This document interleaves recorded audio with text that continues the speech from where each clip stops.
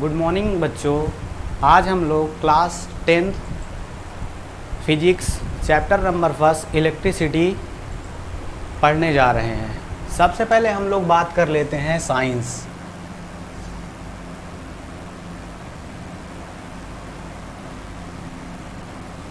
सबसे पहले बात हम लोग कर लेते हैं साइंस। साइंस क्या है? What is science?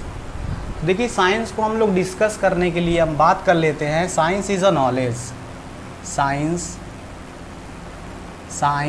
Is a knowledge.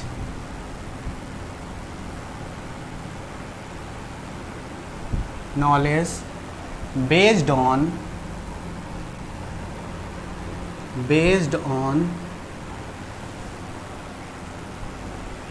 science is a knowledge based on experimental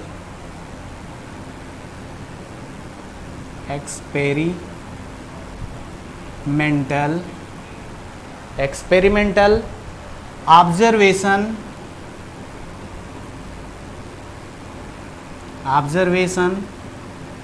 and verification.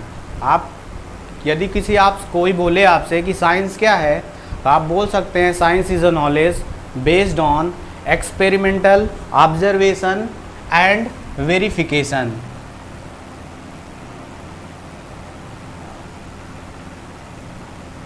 आप ये साइंस बता सकते हैं। जैसे हम लोग बात करते हैं इसके बाद फिजिक्स क्या है। Physics is a association. Physics is a association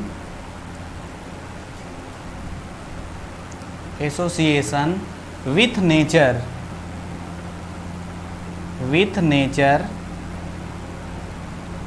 and physics is a association with nature and natural phenomena.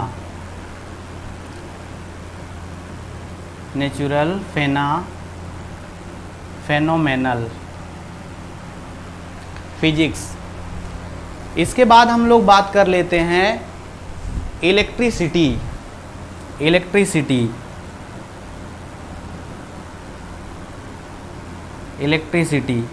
Electricity 10th chapter का पहला चैप्टर आपका है इलेक्ट्रिसिटी। इलेक्ट्रिसिटी के बारे में हम लोग डिस्कस करने जा रहे हैं। इलेक्ट्रिसिटी को हम लोग बोलते हैं सिटी ऑफ इलेक्ट्रॉन।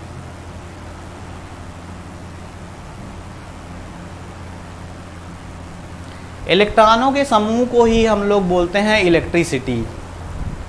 इलेक्ट्रिसिटी को हम लोग 2 पार्ट्स में डिवाइड किए हैं। पहला आपका इलेक्ट्रोस्टैटिक्स,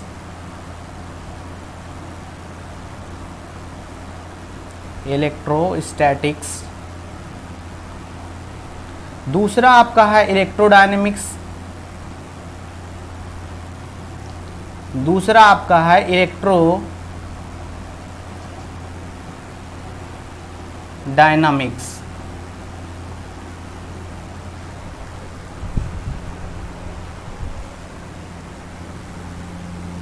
फिर से आपको बता दे रहे हैं, इलेक्ट्रिसिटी को हम लोग 2 पार्ट्स में डिवाइड किए हैं। पहला नंबर पे आप पढ़ सकते हैं इलेक्ट्रोस्टैटिक्स। देखिए क्या होता है electrostatics. We study about rest charge.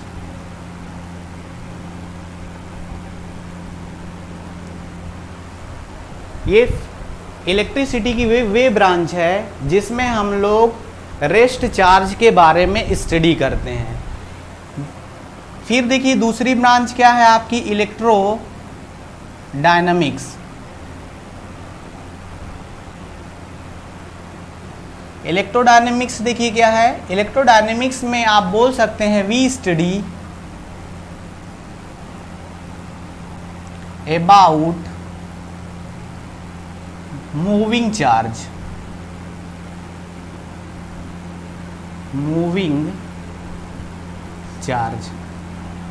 अभी तक हम लोग सबसे पहले पढ़े हैं science. Science is a knowledge based on experimental observation and verification. फिर हम लोग पढ़े हैं physics. Physics is a association with nature and natural phenomena. फिर हम लोग अपना फर्स्ट चैप्टर इलेक्ट्रिसिटी के बारे में डिस्कस किए हैं। इलेक्ट्रिसिटी को हम लोग बोलते हैं सिटी ऑफ इलेक्ट्रॉन। इलेक्ट्रॉनों के समूह को ही हम लोग बोलते हैं इलेक्ट्रिसिटी। इलेक्ट्रिसिटी को आप लोग टू पार्ट्स में हम लोग डिवाइड किए हैं। एक फर्स्ट पार्ट आपका इलेक्ट्रोस्टैटिक्स है, जिसमें हम लोग रेस्ट चार्ज के बारे में स्टडी करते हैं। We study about rest charge. And second electrodynamics. Electrodynamics we study about moving charge.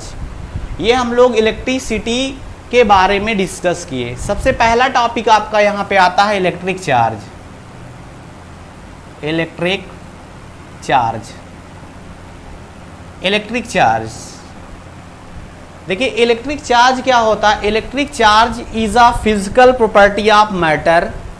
Electric charge is a physical property of matter which is produced by friction, which is produced by friction,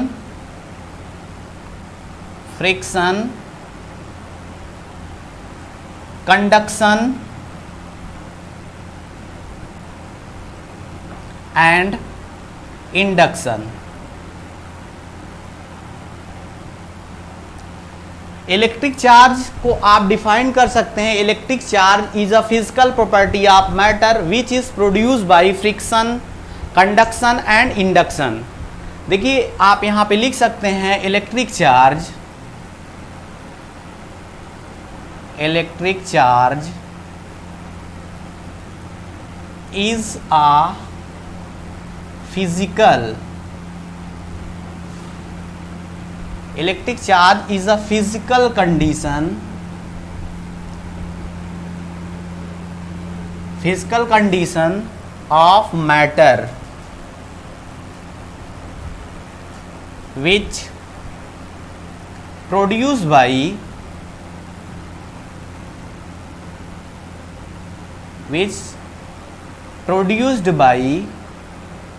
friction, conduction and induction. देखिए friction क्या होता है, जब किसी भी charge को हम रब करते हैं, जब किसी भी चार्ज को हम रब करेंगे तो दोनों बॉडी पे चार्ज जनरेट हो जाता है और इस प्रोसेस को हम लोग बोलते हैं फ्रिक्शन। किसी भी दो ऑब्जेक्ट को अगर आप रब करेंगे तो उस पर चार्ज जनरेट हो जाएगा और ये जो प्रोसेस हम लोग कर रहे हैं इस प्रोसेस को हम लोग बोलते हैं फ्रिक्शन।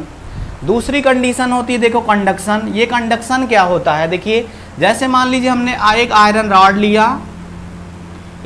रॉड लिया, एक इसके एक कोने को हम लोग यहाँ पे एक सिरे को हीट किया। जब एक सिरे को हम लोग हीट किया तो इसका जो पार्टिकल्स है वो चार्ज हो जाएगा और चार्ज होता जाएगा। इस वजह से कुछ समय के बाद पूरी जो आयरन हम लोग जो पूरी आयरन रॉड लिया था वो हम लोग का जो है ना हीट हो जाएगी और इस प्रोसेस को हम लोग बोलते हैं कंडक्शन। इसमें पार्टिकल जो होते हैं वो अपने प्लेस पर बने रहते हैं और अपने पड़ोसियों को हीट ट्रांसफ़र करते रहते हैं और इस प्रोसेस को हम लोग बोलते हैं कंडक्शन। फिर देखिए आपका जो ये इंडक्शन क्या होता है, इंडक्शन का मतलब होता है ये ऐसा प्रोसेस होता है चार्ज ट्रांसफ़र का। जैसे मैंने आपको पढ़ाया इलेक्ट्रिसिटी मैंने आपको पढ़ाया कि इलेक्ट्रिसिटी होता क्या है। आप वहाँ बैठकर पढ़ रहे थे और आपको इलेक्ट्रिसिटी थोड़ा थोड़ा समझ में आ रहा है। इसका मतलब मैं आपको विदाउट टचिंग आपके माइंड पे चार्ज जनरेट कर दिया और इस प्रोसेस को हम लोग बोलते हैं इंडक्शन। आप इस तरह भी बोल सकते हैं इलेक्ट्रिक चार्ज। कोई आपसे पूछे इलेक्ट्रिक चार्ज क्या है तो आप बोल सकते हैं electric charge is a physical property of matter which is produced by friction, conduction and induction। Friction क्या होता है, जब किसी भी दो बॉडी को हम आपस में रब करते हैं तो दोनों बॉडी पे चार्ज जनरेट हो जाता है और यही इस प्रोसेस को हम लोग बोलते हैं फ्रिक्शन। इंडक्शन क्या होता है, इंडक्शन जैसे हम लोग फिजिक्स स्टडी कर रहे हैं, कुछ समय के बाद हमें फिजिक्स थोड़ी थोड़ी समझ में आने लगती है, यानी कि टीचर आपको कुछ पढ़ा रहा है, आपके समझ में आ रहा है, इस प्रोसेस को ही हम लोग बोलते हैं इंडक्शन। आप देखिए जैसे property of charge, property of charge को आप बोल सकते हैं, इट पहली प्रॉपर्टी आप बोल सकते हैं it is a scalar quantity, scalar quantity. पहला आप ये बोल सकते हैं कि इलेक्ट्रिक चार्ज आपका स्केलर क्वांटिटी है, ठीक है। दूसरा आप ये बोल सकते हैं कि it's SI unit, it's SI unit unit be coulomb, coulomb और एम्पियर सेकेंड, एम्पियर सेकेंड। आप देखिए मैंने आपको बोला कि it is a scalar quantity, ये एक स्केलर क्वांटिटी है। दूसरा मैंने बोला it's SI unit be coulomb और एम्पियर सेकेंड। फिर मैंने यहाँ पे आपसे बताया अकॉर्डिंग टू फ्रैंकलिन, एक साइंटिस्ट था फ्रैंकलिन जिसने बताया कि चार्ज हमारा दो प्रकार का होता है, एक पॉजिटिव चार्ज और दूसरा क्या, निगेटिव चार्ज। तो यहाँ पे हम लोग यहाँ पे और डिस्कस कर सकते हैं according to Franklin, Franklin there are two types of charge, there are two type of charge। First आप बोल सकते हैं कि पॉजिटिव चार्ज, पॉजिटिव चार्ज, और दूसरा आप बोल सकते हैं निगेटिव चार्ज। फ्रैंकलिन ने बताया कि चार्ज दो प्रकार का होता, एक हमारा पॉजिटिव चार्ज, दूसरा आपका निगेटिव चार्ज। देखिए नेक्स्ट पॉइंट हम लोग ये डिस्कस करेंगे कि like charge, like charge, like charge, like charge repel each other, repel each other, each other while unlike charge, unlike charge attract each other, attract each other। देखिए like charge क्या है, जैसे suppose करो ये आपका एक पॉजिटिव चार्ज है और यहाँ पे एक पॉजिटिव चार्ज ये है, तो दो एक जैसा चार्ज है, ये पॉजिटिव, ये लाइक चार्ज है। जैसे यहाँ पे सपोज करो मैंने एक यहाँ निगेटिव लिया और यहाँ भी निगेटिव, ये दोनों भी लाइक चार्ज है। यहाँ पे आपका होगा रिपल्सन, रिपल्सन आप बोल सकते हैं। आप इसको ऐसे ऐसे मत देखिएगा कि एक पॉजिटिव एक निगेटिव, इस तरह तो आपका अनलाइक हो जाएगा, और अनलाइक चार्ज आपका अट्रैक्ट करता है। आप देखिए दूसरा, जैसे मैंने यहाँ पे लिखा एक पॉजिटिव चार्ज ले लिया और दूसरा क्या, निगेटिव। अब इस बार ऐसे ऐसे देखेंगे, इसको हम लोग बोलते हैं ये अट्रैक्ट कर जाएगा,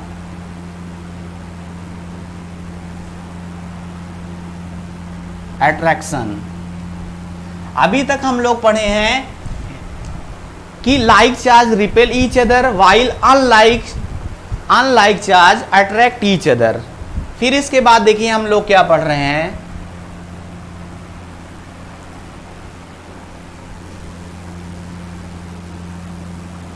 इसके बाद देखिए हम लोग क्या पढ़ रहे हैं, इसके बाद देखिए आप हम लोग पढ़ रहे हैं क्वांटाइजेशन ऑफ चार्ज। ये पढ़ने जा रहे हैं क्वांटाइजेशन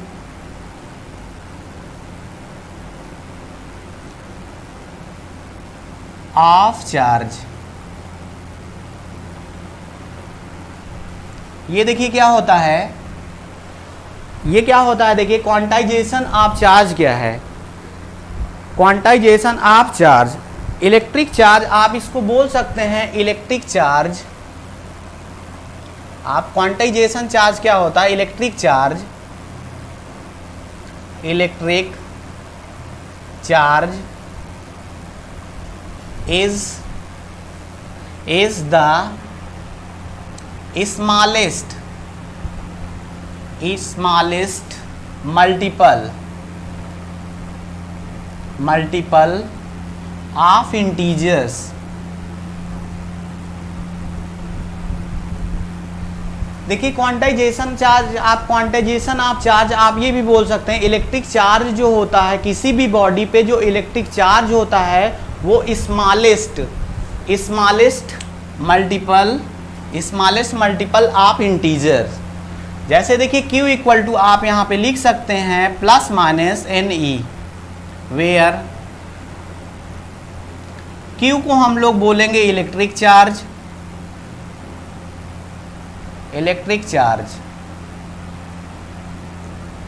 और यहां पे देखिए N को हम लोग बोलेंगे नंबर ऑफ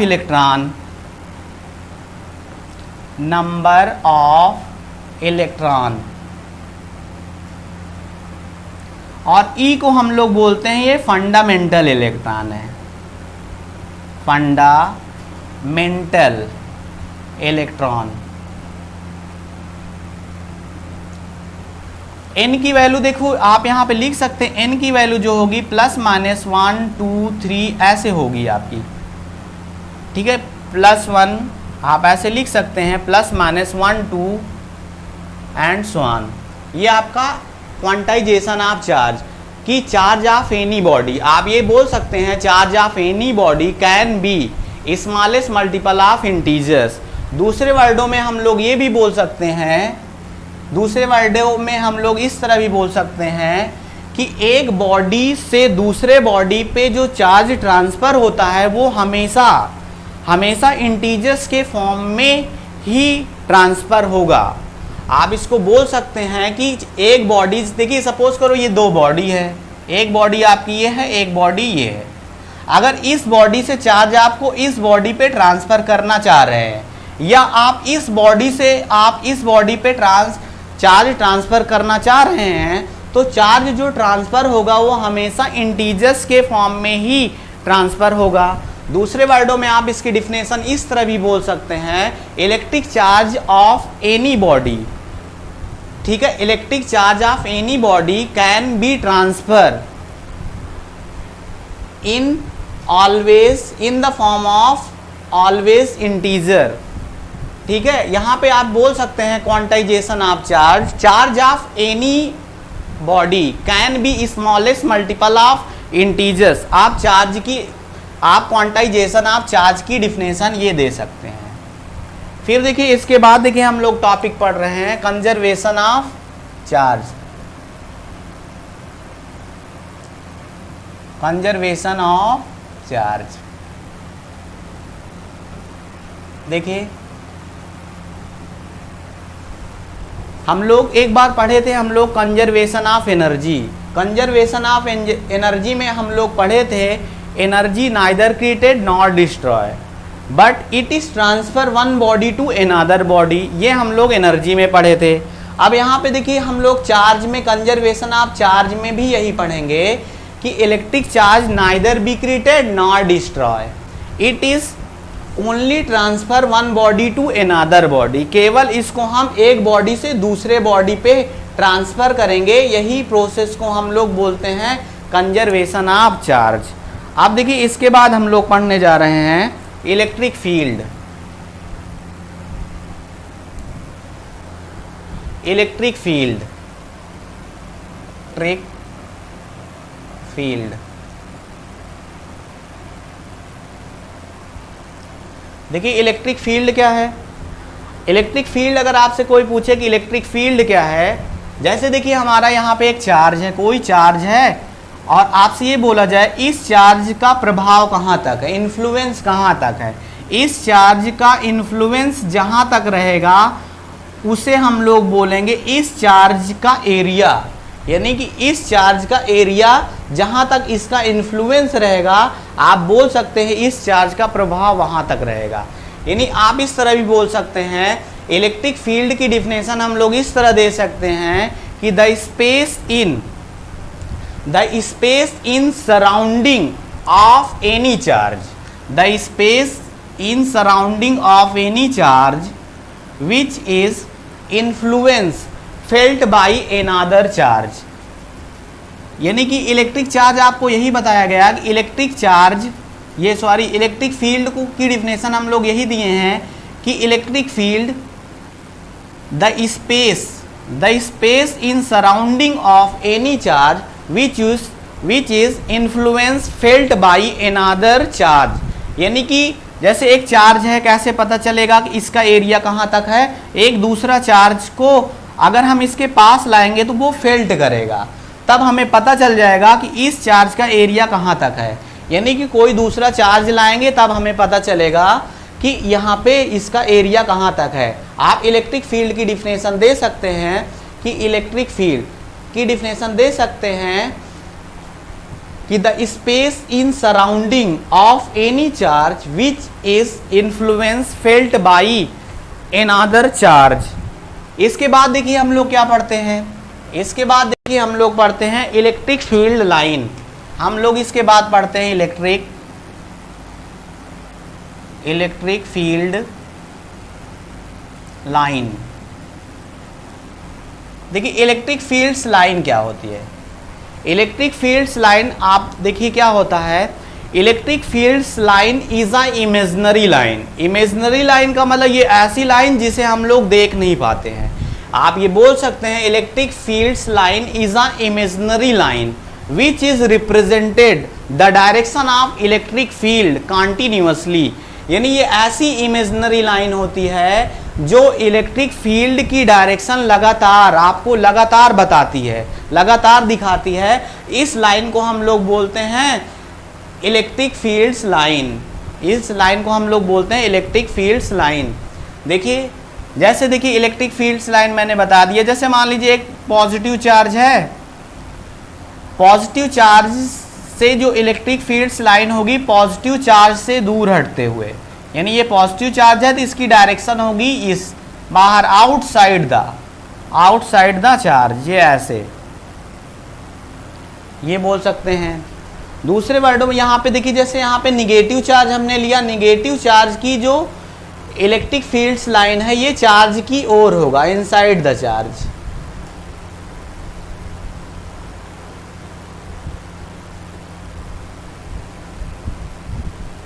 ये हो जाएगा। अब देखिए इसके बाद हम लोग पढ़ते हैं इलेक्ट्रिक पोटेंशियल। इलेक्ट्रिक पोटेंशियल देखिए क्या होता है।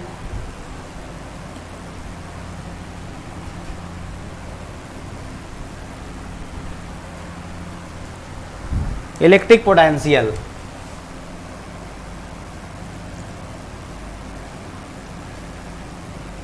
इलेक्ट्रिक पोटेंशियल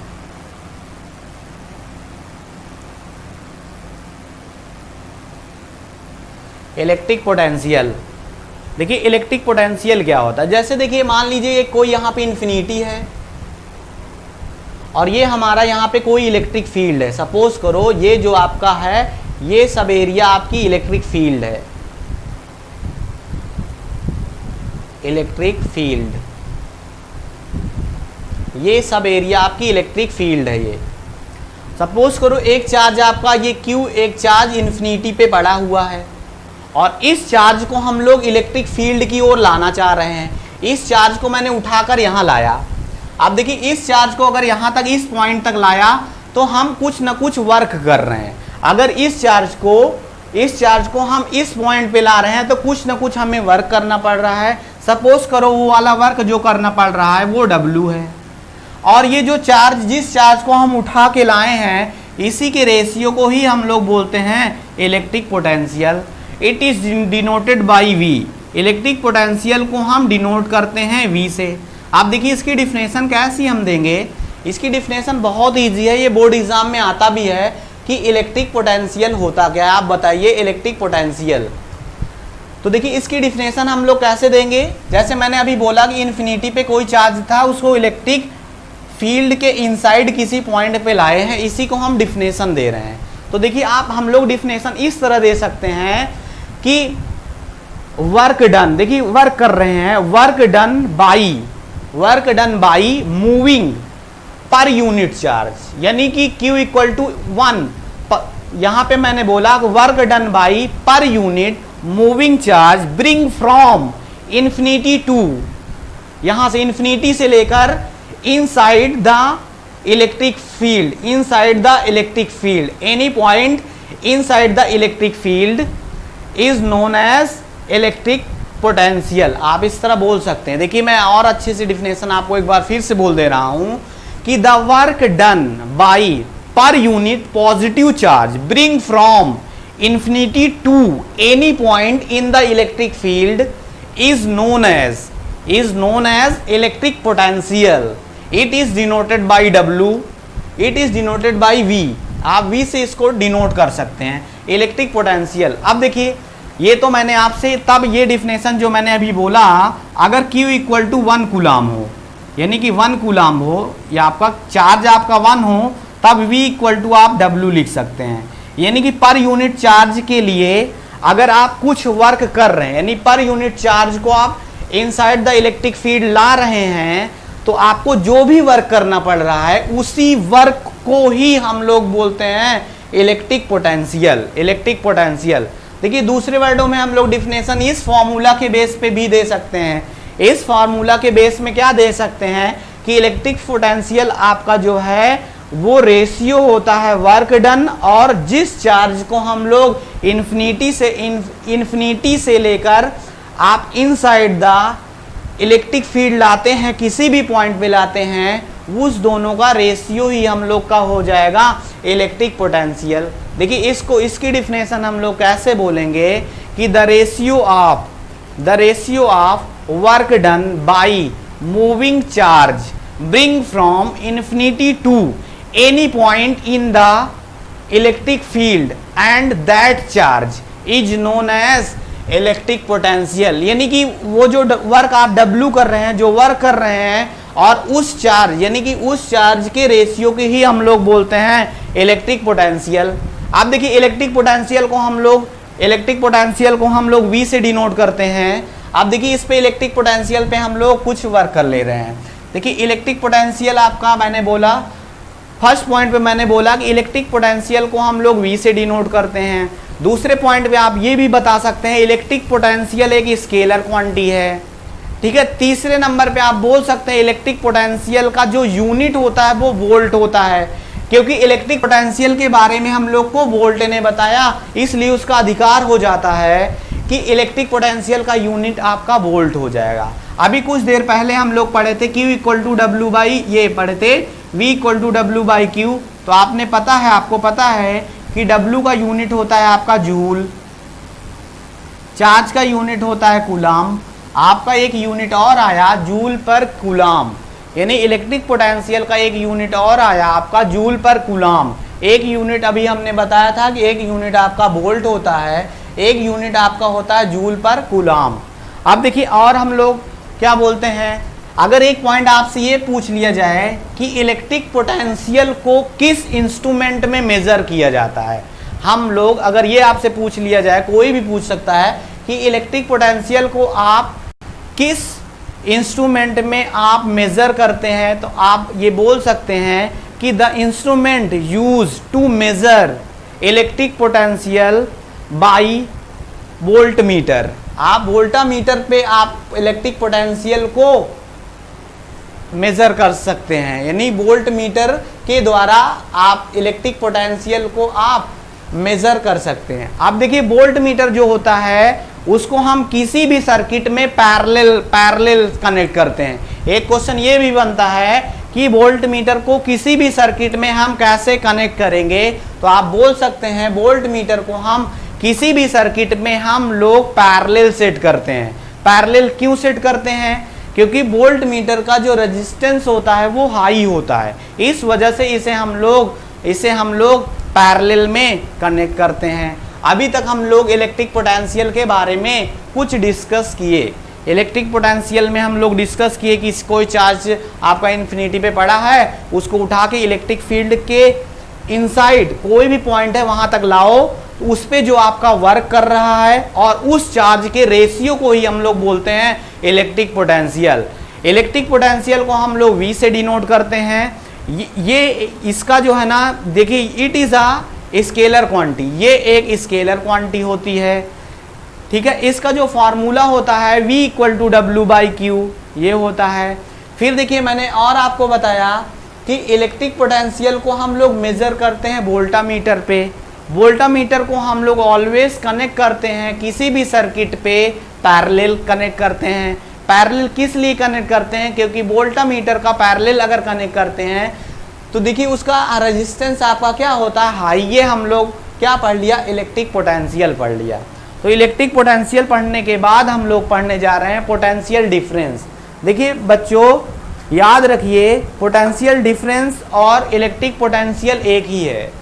आप देखिए पोटेंशियल डिफरेंस की भी डिफिनेशन आपको दिया जाएगा। जैसे देखिए दो पॉइंट है, एक पॉइंट आपका यहाँ पे ए है और एक पॉइंट आपका बी है। ये दोनों पॉइंट आपका इलेक्ट्रिक फील्ड के अंदर ही है, inside the electric field. Suppose करो यहाँ पे चार्ज आपका क्यू, यहाँ पे कोई चार्ज पॉइंट बी पे रखा है, यहाँ पे कोई पॉइंट बी है, यहाँ पे कोई चार्ज रखा है। जब इस चार्ज को हम इस पॉइंट से इस पॉइंट पे लाना चाह रहे हैं, ये देखिए चार्ज है, इसको पकड़कर मैं इस पॉइंट पे लाया, तो जब इस पॉइंट पे हम लोग लेके आएंगे तो आप कुछ ना कुछ वर्क करोगे। जैसे देखिए घर में आप कुछ काम करते हैं, थोड़ा भी कुछ काम करते हैं, काम थोड़ा सा होता है लेकिन उसका नाम प्रचार ज़्यादा करते हैं कि आज मैं सुबह से ये किया, सुबह से वो किया, तुरंत मतलब काम कम करते हैं लेकिन बताते ज़्यादा हैं। तो यहाँ पे देखिए जब मान लीजिए यहाँ पे कोई इस चार्ज को उठाकर यहाँ पे लाया तो वो भी बोल रहा है कि मैंने तो कुछ काम किया ना, कुछ वर्क किया, उस चार्ज को उठाकर इस पॉइंट से इस पॉइंट लाया ना, तो मैंने चार्ज कुछ चार्ज किया, और जो चार्ज किया वो सपोज करो वो W है, ये W चार्ज किया। आप देखिए ये इस पॉइंट से इस पॉइंट तक इसको लाया तो हम लोग चार्ज यहाँ पे जो वर्क किया वो W किया, और इस चार्ज के रेशियो को ही हम लोग बोलते हैं पोटेंशियल डिफरेंस। और पोटेंशियल डिफरेंस कहाँ से होगा, देखो फाइनल से ये, यानी आप बोल सकते हैं डेल्टा बी भी बोल सकते हैं, एक बार आप ये भी बोल सकते हैं, और डेल्टा वी को आप ये बोल सकते हैं V B minus V A equal to W by Q. ये देखिए आपका ये पोटेंशियल डिफरेंस है, पोटेंशियल डिफरेंस है। और पोटेंशियल डिफरेंस की देखिए डिफिनेशन क्या देंगे कि वर्क डन बाई, आप इस तरह भी बोल सकते हैं वर्क डन बाई मूविंग पर यूनिट चार्ज, यानी केवल एक कूलाम चार्ज को हम मूव करा रहे हैं। मैंने बोला कि work done by per unit positive charge bring from infinity to, infinity यहाँ पे नहीं बोलेंगे, आप यहाँ पे बोलेंगे work done by per unit charge bring from one point to another point in a electric field is known as potential difference. एक point से दूसरे पॉइंट पे अगर हम चार्ज को इलेक्ट्रिक फील्ड के अंदर ही ला रहे हैं तो कुछ ना कुछ जो भी वर्क हम कर रहे हैं वो वर्क और उस चार्ज के रेशियो को ही हम लोग बोलते हैं पोटेंशियल डिफरेंस। और पोटेंशियल डिफरेंस का यूनिट जो होता है वो भी वोल्ट होता है आपका। जब आपका पोटेंशियल डिफरेंस का यूनिट वोल्ट हो जाएगा तो पोटेंशियल डिफरेंस का यूनिट आपका जूल पर कूलाम भी हो जाएगा। ठीक है, ये हम लोग देखिए अभी हम पोटेंशियल डिफरेंस के बारे में पढ़े हैं। तो पोटेंशियल डिफरेंस के बाद हम लोग पढ़ेंगे इलेक्ट्रिक करंट। देखिए पोटेंशियल डिफरेंस के बाद हम लोग पढ़ेंगे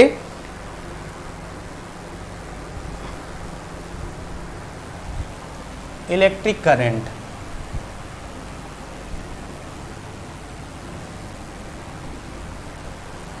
इलेक्ट्रिक करंट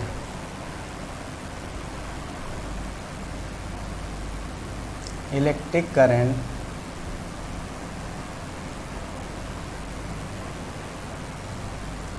देखिए इलेक्ट्रिक पोटेंशियल के बाद हम लोग पढ़ेंगे इलेक्ट्रिक करंट। इलेक्ट्रिक करंट के बाद हम लोग पढ़ेंगे ओम्स लॉ, जो इम्पोर्टेंट है आपका क्लास 10th में आपका ओम्स लॉ भी आता है। देखिए इलेक्ट्रिक करंट क्या होता है। इलेक्ट्रिक करंट देखो क्या होता है, फ्लो ऑफ चार्ज। किसी भी कंडक्टर पे अगर आप चार्ज जो को फ्लो करा रहे हैं 1 सेकेंड में तो वो आपका इलेक्ट्रिक करंट होगा। इलेक्ट्रिक करंट देखिए आपने पढ़ा था ये Q इक्वल टू देखो होता है आपका, एक तो एन पढ़े थे हम लोग कि Q इक्वल टू एन होता है, एक चार्ज इक्वल टू होता है आपका I इंटू टी। ये I आपका देखिए क्या है, करंट है, T आपका क्या है, टाइम। यहाँ से I हम लोग अगर निकालना चाह रहे हैं तो Q बाई टी। अगर मैं यहाँ पे बोल दूं if t equal to 1 second, अगर t की वैल्यू 1 सेकेंड ले दें तो I इक्वल टू आपका क्या हो जाएगा Q। आप ये बोल सकते हैं पर सेकेंड, यानी 1 सेकेंड में आप जितना चार्ज फ्लो कराएंगे वो उसकी वो क्या उस कंडक्टर में वो करंट उतनी ही करंट आपकी फ्लो होगी। आप ये बोल सकते हैं at the rate flow of charge is known as electric current. ठीक है, देखिए इलेक्ट्रिक करंट, ये मैंने बताया इलेक्ट्रिक करंट। आप देखिए इलेक्ट्रिक करंट हमारी देखिए 2 टाइप्स की होती है। एक आपकी देखिए होती है एसी और दूसरी देखिए हमारी होती है डीसी। थोड़ा सा इसके बारे में भी हम लोग डिस्कस कर ले रहे हैं, एसी और डीसी। देखिए एसी डीसी क्या होती है, देखिए एसी अल्टरनेटिंग करंट होती है। अल्टरनेटिंग करंट देखिए क्या है, जैसे देखिए इसका अल्टरनेटिंग करंट ये आपका जैसे ऐसे है, ऐसे इस ये आपका टाइम है, ये एक्स एक्सिस पे टाइम है और वाई एक्सिस पे आपका मैग्नीट्यूड है।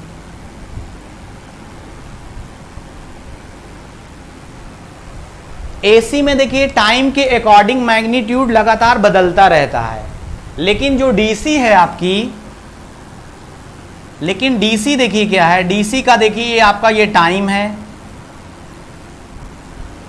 और ये आपका मैग्नीट्यूड है।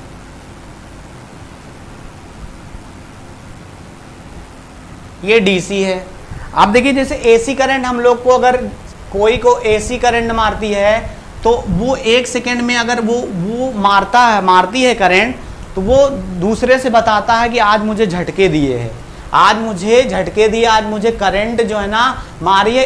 इस करंट में देखिए ये दोनों में डिफरेंस क्या है। ये वाली करंट जब मारती है तो लोग खुद बताते हैं कि आज मुझे करंट मारी है, लेकिन ये वाली करंट जब मारती है तो लोग बताते हैं कि उस गांव में एक लोग को करंट मार दी। यानी कि ये अगर एक बार आपको ये करंट अगर मारेगी तो आपको छोड़ेगी नहीं। ये आपका एसी और डीसी है। देखिए एसी और डीसी के बारे में हम लोग पढ़ लिए हैं कि एसी करंट, अल्टरनेटिंग करंट, वो करंट है जिसका मैग्नीट्यूड टाइम के अकॉर्डिंग बदलता रहता है, उस करंट को हम लोग बोलते हैं अल्टरनेटिंग करंट। ठीक है, ऐसी करंट जिसका मैग्नीट्यूड टाइम के अकॉर्डिंग नहीं चेंज होता, उस प्रकार की करंट को हम लोग बोलते हैं डीसी करंट, यानी डायरेक्ट करंट। डीसी करंट को हम लोग डायरेक्ट करंट बोलते हैं। देखिए इलेक्ट्रिक करंट मैंने बोला, इलेक्ट्रिक करंट को हम लोग रिप्रेजेंट करते हैं आई से। इलेक्ट्रिक करंट का जो यूनिट होता है वो एम्पियर होता है। अब देखिए इसके बाद हम लोग बात कर लेते हैं ओम्स लॉ।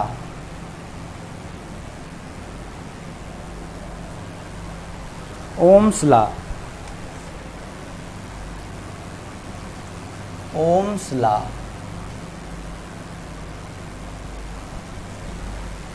Ohm's law. देखिए ओम्स लॉ आपका इंपॉर्टेंट है। ओम्स लॉ देखो होता क्या है, ओम एक साइंटिस्ट का नाम था, उन्होंने देखिए इलेक्ट्रिक पोटेंशियल और करंट में एक रिलेशन दिया जिसे हम लोग बोलते हैं ओम्स लॉ। यानी ओम ने ही पोटेंशियल और इलेक्ट्रिक करंट में एक रिलेशन दिया जिसे हम लोग बोलते हैं ओम्स लॉ।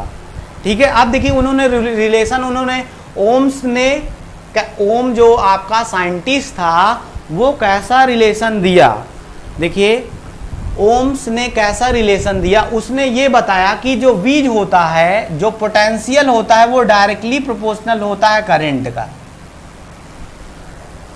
ओम ने बताया कि करंट को अगर आप जिस रेशियो में करंट बढ़ाओगे उसी रेशियो में आपका वोल्टेज भी इंक्रीज करेगा।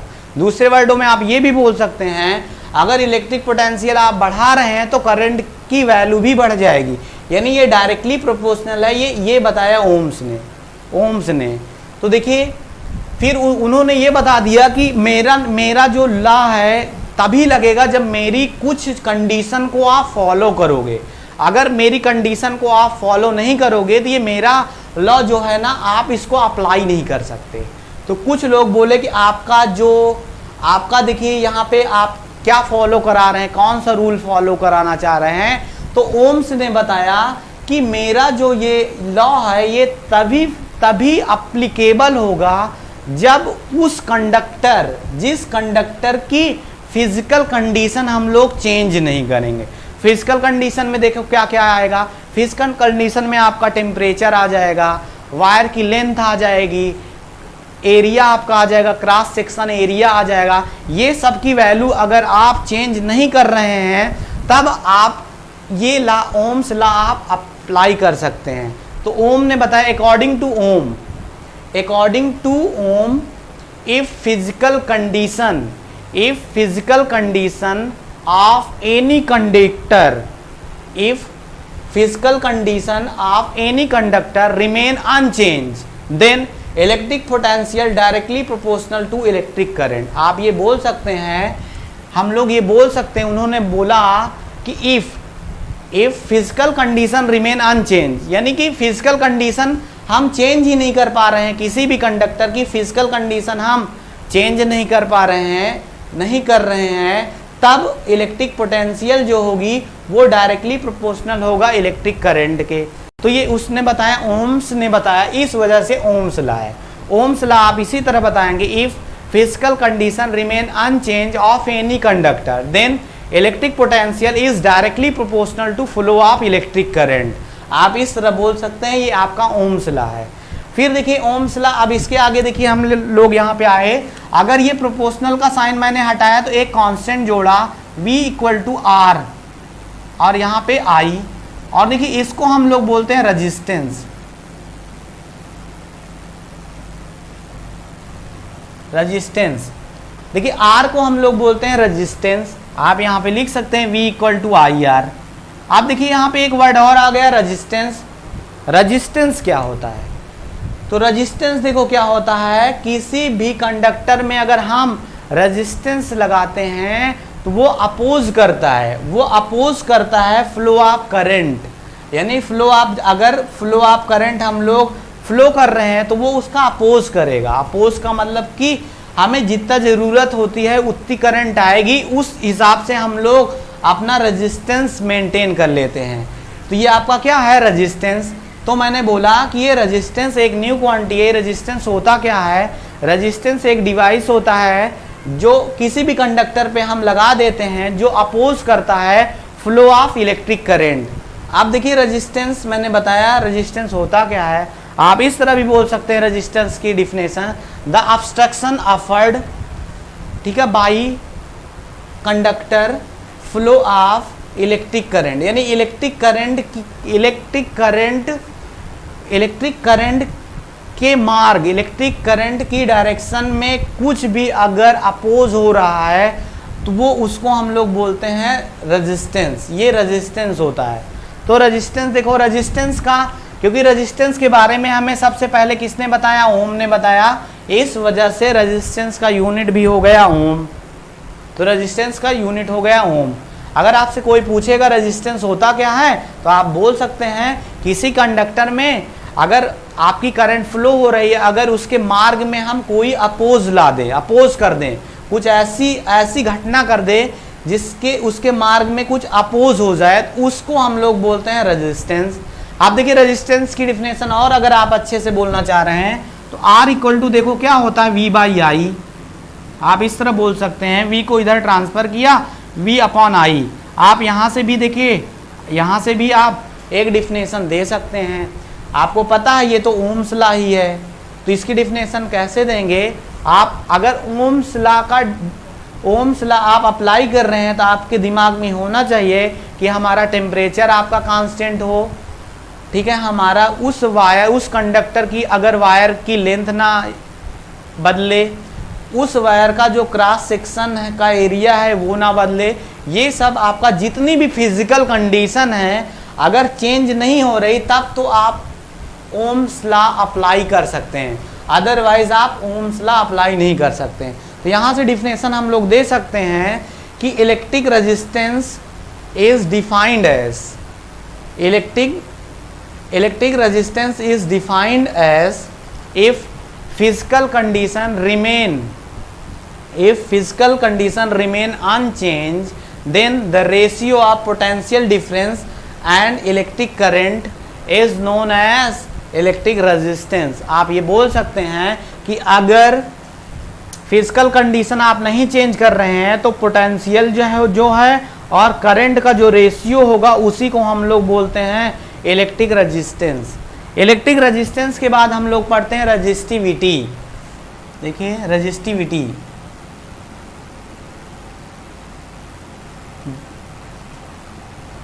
प्यारे बच्चों जानते रहो। देखिए रेजिस्टिविटी क्या होती है? रेजिस्टिविटी देखिए, आप जैसे रेजिस्टेंस आपने पढ़ा तो इसमें रेजिस्टेंस देखिए, रेजिस्टेंस किस फैक्टर पे डिपेंड करता है। देखिए जो रेजिस्टेंस होता है वो डायरेक्टली प्रोपोर्शनल टू होता है एल। ये इक्वेशन आपका फर्स्ट हुआ, यानी लेंथ ऑफ वायर। दूसरा देखो आर, जो रेजिस्टेंस आपका होता है वो इनवर्सली प्रोपोर्शनल टू होता है ए। ये इक्वेशन आपका सेकेंड हो गया। अब देखिए from equation first and second आप ये बोल सकते हैं from equation first and second आपका हो जाएगा R directly proportional to L upon A. अब प्रोपोर्शनल का साइन अगर हम हटाएंगे तो एक कांस्टेंट जोड़ते हैं आर डायरेक्टली प्रोपोर्शनल, यहाँ पे इसका साइन हटाएंगे, equal to rho L upon A, where ये रो जो है इसी को हम लोग बोलते हैं रजिस्टिविटी। रो को ही हम लोग बोलते हैं रजिस्टिविटी।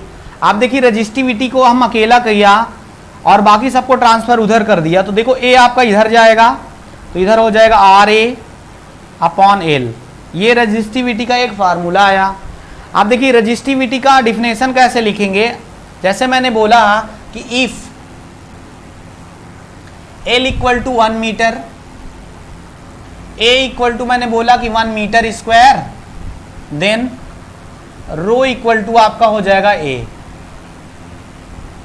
ये मैंने बताया कि रो इक्वल टू आपका आर ए अपॉन एल। यदि लेंथ को हम लोग एल को हम लोग 1 ले ले, यानी एल जो है एल को मैंने 1 मीटर ले लिया, ए को 1 मीटर स्क्वायर ले लिया, तो रो इक्वल टू आपका ए हो जाएगा। आप देखिए रजिस्टिविटी का हम लोग डिफिनेशन कैसे दे सकते हैं, रजिस्टिविटी की डिफिनेशन हम लोग कैसे दे सकते हैं, रजिस्टिविटी जो है रेजिस्टेंस की इक्वल होती है अगर उस कंडक्टर की लेंथ जो है वो 1 मीटर हो और उस कंडक्टर का जो क्रॉस सेक्शन एरिया हो वो 1 मीटर स्क्वायर हो, तो उसका जो रेजिस्टेंस होगा उसी को हम लोग बोलते हैं रजिस्टिविटी।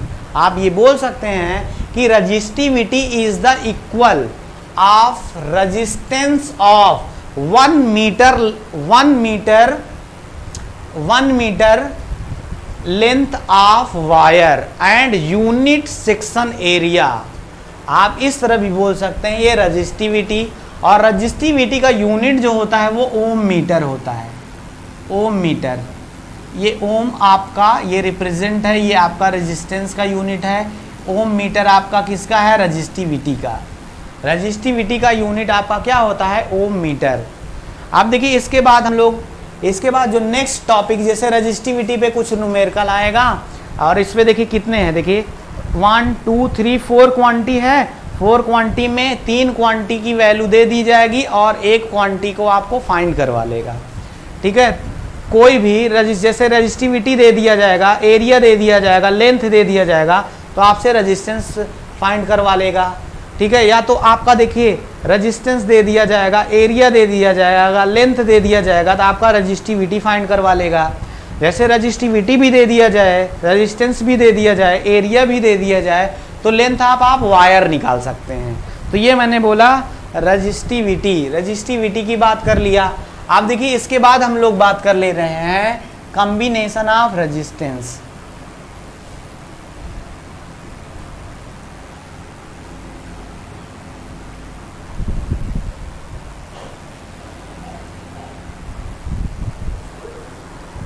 देखिए combination of resistance,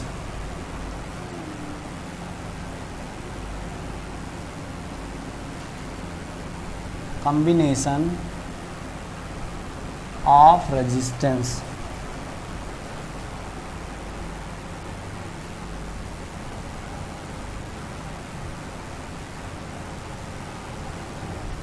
combination of resistance, तो रेजिस्टेंस को देखो हम लोग दो टाइप से इसको कंबाइन कर सकते हैं। देखिए पहली जो कॉम्बिनेशन है आपका वो series combination, series combination.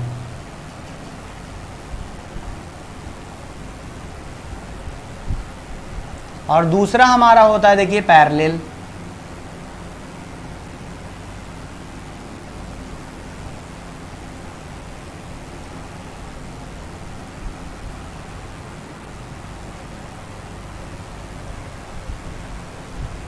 Parallel combination. देखिए सबसे पहले हम लोग बात कर ले रहे हैं सीरीज कॉम्बिनेशन।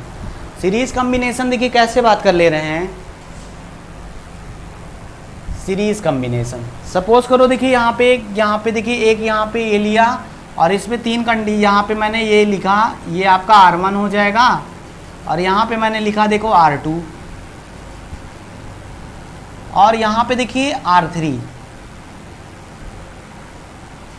और इसको देखिए एक बैटरी का एक टर्मिनल यहाँ पे ऐसे, इसको मैंने यहाँ पे देखिए ऐड यहाँ पे किया,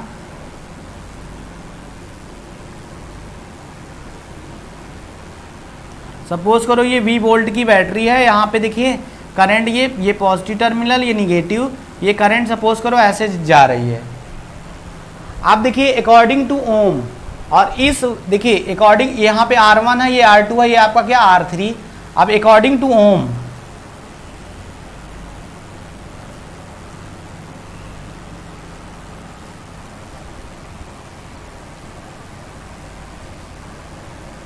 अकॉर्डिंग टू ओम्स लॉ आपने पढ़ा है V इक्वल टू आपने पढ़ा था IR, ये पढ़ा था। अब देखिए कभी भी अगर सीरीज कॉम्बिनेशन की बात की जाती है तो सीरीज में देखिए आपका रेजिस्टेंस यहाँ पे डिफरेंट, यहाँ पे देखिए ये यहाँ पे R1 है, ये R2 है, ये R3 है। यहाँ पे देखो क्या हो जाएगा आपका V1 हो जाएगा, यहाँ पे पोटेंशियल इसमें क्या हो जाएगा V2, यहाँ पे पोटेंशियल क्या हो जाएगा V3 हो जाएगा। और सीरीज कॉम्बिनेशन में आपकी करंट सेम होती है, सेम ये होती है अगर इस कंडक्टर में आपका करंट यहाँ पे सपोज करो 1 एम्पियर अगर जा रहा है तो इसके लिए भी 1 एम्पियर होगा, इसके लिए भी 1 एम्पियर होगा और इसके लिए 1 एम्पियर होगा। यानी करंट आपकी सेम रहेगी लेकिन पोटेंशियल डिफरेंस हमारा डिफरेंट रहेगा।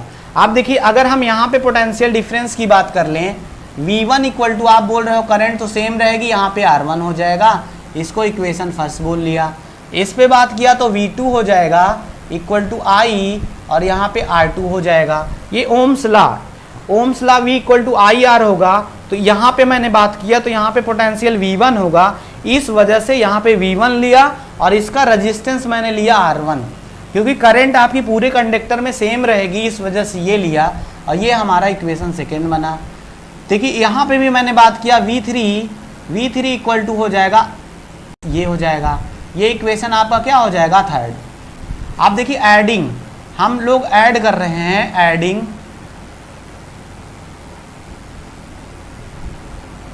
Equation first second and third. ये देखो तीनों को ऐड किया तो देखो यहाँ पे पाया V1 plus V2 plus V3 is equal to I R1 plus I R2 plus I R3, ये किया। अब देखिए यहाँ पे इसको थोड़ा कंसीडर करिए, देखो V1 plus V2 plus V3 ये जो वोल्टेज है, इन तीनों वोल्टेज को अगर ऐड कर देंगे तो जिस वोल्टेज की हम बैटरी लगाएं वही तो वोल्टेज की इक्वल होगा। यानी V वोल्टेज की अगर बैटरी है तो V1 plus V2 plus V3 कितना हो जाएगा, केवल और केवल V ही हो जाएगा। V लिखा इज इक्वल टू I को मैंने कॉमन लिया और यहाँ पे लिखा R1 plus R2 plus R3, ये लिखा। अब यहाँ पे देखिए मल्टीप्लाई है, क्रॉस मल्टीप्लाई करेंगे, I को मैंने यहाँ पे शिफ्ट किया तो V इक्वल टू आपका हो जाएगा यहाँ पे V upon I is equal to R1 plus R2 plus R3, ये कर लिया।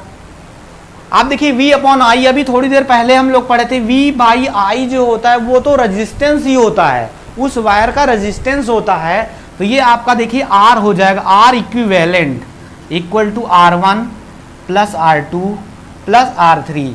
आप R इक्विवेलेंट को ही हम लोग बोलते हैं रिजल्टेंट।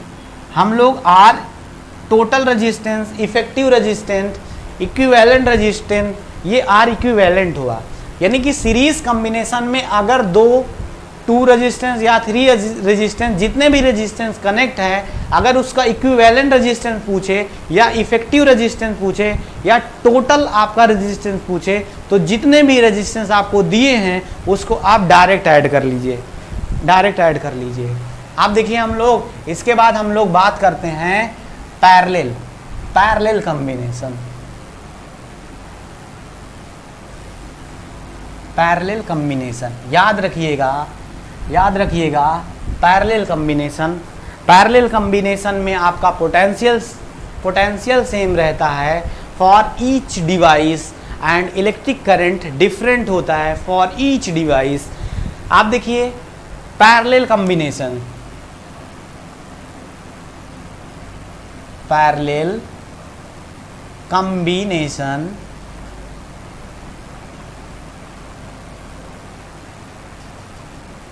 पैरेलल कॉम्बिनेशन देखिए, जैसे हम लोग बात कर ले रहे हैं कि 3 रजिस्टेंस हम लोग यहाँ पे कनेक्ट किया, ऐसे कनेक्ट किया, कुछ डिजाइन बना दिया जा रहा है ऐसे ऐसे, ये ऐसे किया, इसको मैंने बोला ये R1 है, फिर मैंने यहाँ पे इसको बोला ये आपका R2 है, इसको मैंने बोला R2 यहाँ पे लिख दिया, और फिर यहाँ पे मैंने बोला ये आपका R3 है, और यहाँ पे देखिए एक बैटरी लगाया, V वोल्ट की बैटरी है, और यहाँ पे जो करंट आपकी फ्लो हो रही है वो I फ्लो हो रही है। अब देखिए इस वाले कंडक्ट, ये इस वाला रेजिस्टेंस में I1 आ रहा है, इसमें आपका क्या करंट जा रही है, I2 जा रही है, इस पे करंट क्या जा रही है, I3। अभी थोड़ी देर पहले मैंने बताया था कि अगर पैरेलल कॉम्बिनेशन आप कर रहे हैं तो each resistor for each resistance current are different, और आपका पोटेंशियल देखो क्या होगा, सेम होगा। अगर यहाँ पे R1 आपने लिया तो यहाँ पे V1 हो जाएगा, यहाँ पे V2 हो जाएगा, और यहाँ पे क्या हो जाएगा, V3 हो जाएगा। सॉरी, अभी मैंने बताया कि पैरेलल में आपका जो पोटेंशियल होगा वो सेम होगा।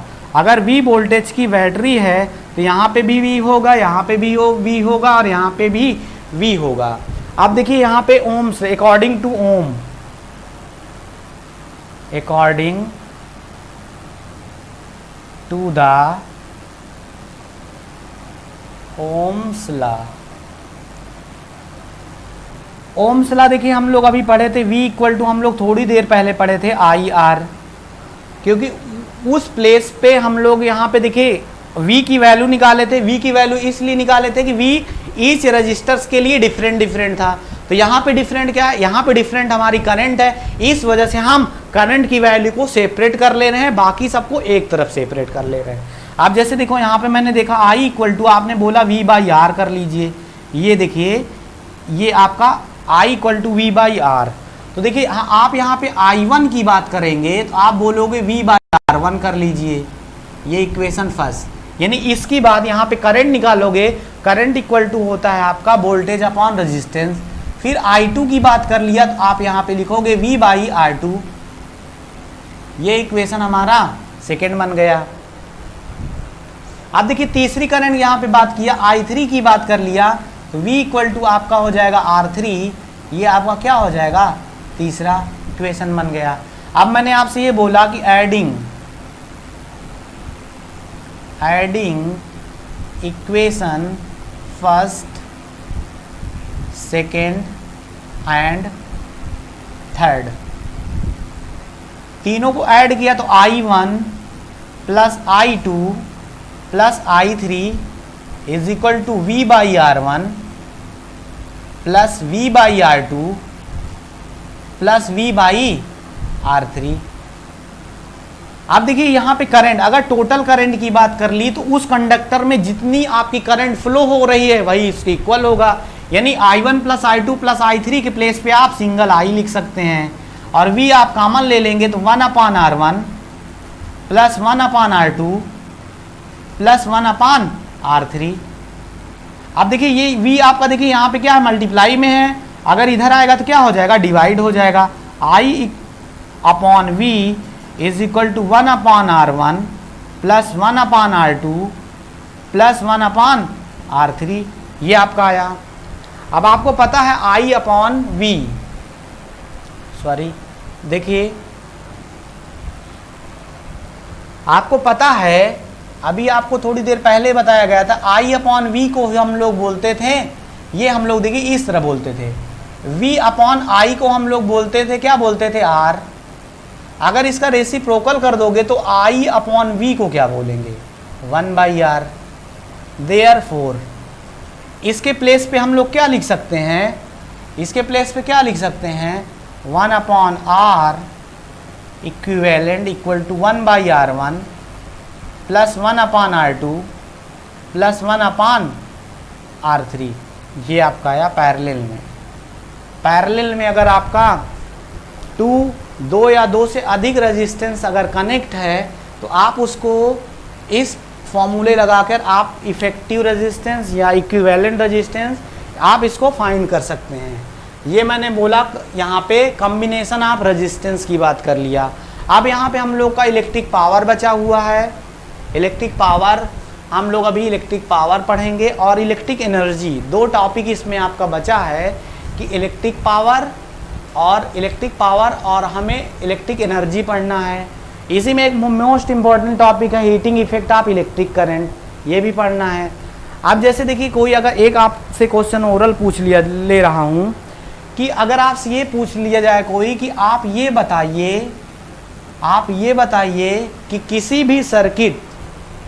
किसी भी सर्किट में अमीटर आप सीरीज में ही क्यों कनेक्ट करते हैं, तो आप बोलोगे क्योंकि अमीटर हैज़ लो रेजिस्टेंस, इस वजह से आप सीरीज में उसको कनेक्ट करेंगे।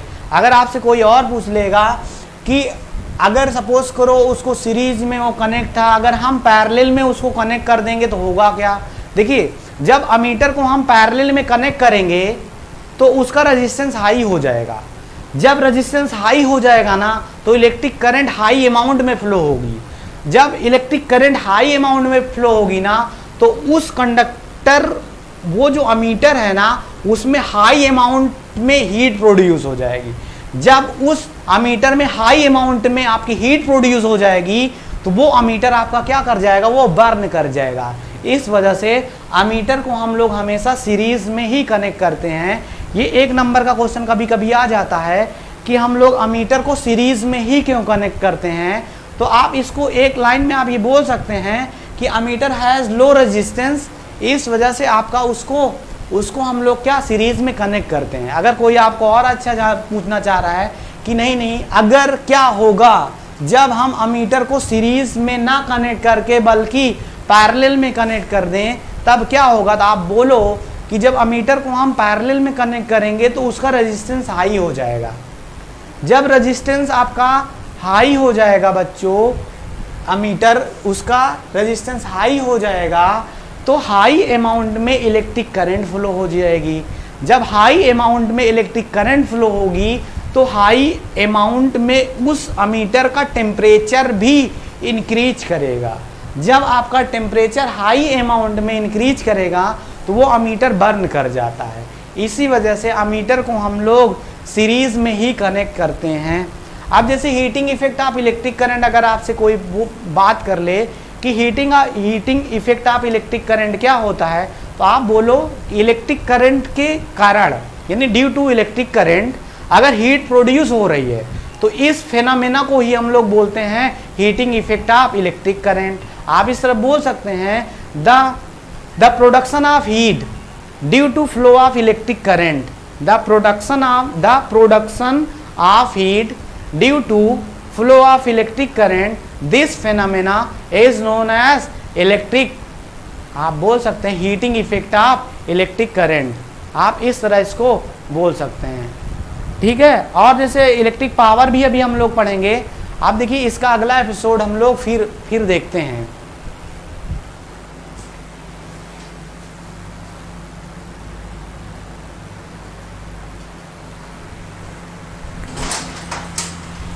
मुकेश सर बंद कर दीजिए, बंद मत करिए, दूसरे लगा